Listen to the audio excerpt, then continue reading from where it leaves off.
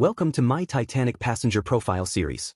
He was a wealthy young stockbroker with a bright future, but would a single, split-second decision in the dark lead to a lifetime of defending his own honor?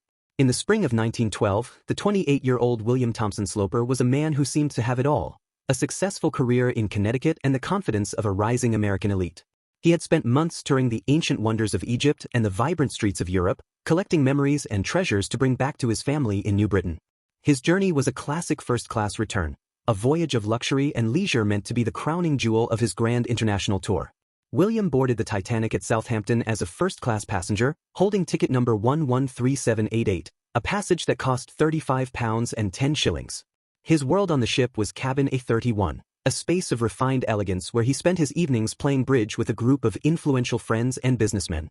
For 4 days, William was a fixture of the first-class lounge, a young man of means who marveled at the ship's stability and the sheer audacity of its engineering. But on the night of April 14th, the vibration of the iceberg strike interrupted a quiet evening, a dull thud that felt more like a curious glitch than a fatal wound. He went to the deck to investigate and saw ice shavings scattered across the wooden planks, yet like many in first class, he initially returned to his cabin, unconcerned. As the gravity of the situation became clear, William's friend Dorothy Gibson, a famous silent film actress, urged him to follow her toward the lifeboats before the panic set in.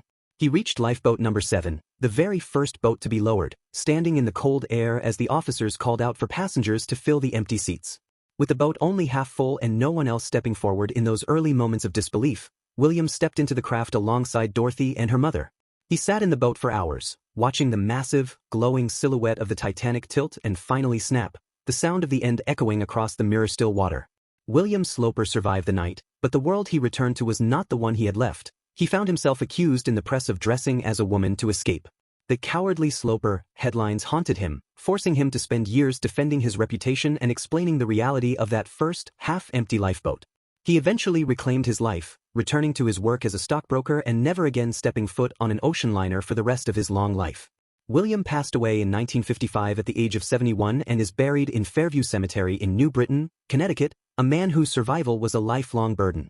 His legacy is a reminder that on the Titanic, surviving the water was often only the beginning of a much longer struggle for peace and understanding. Thanks for watching.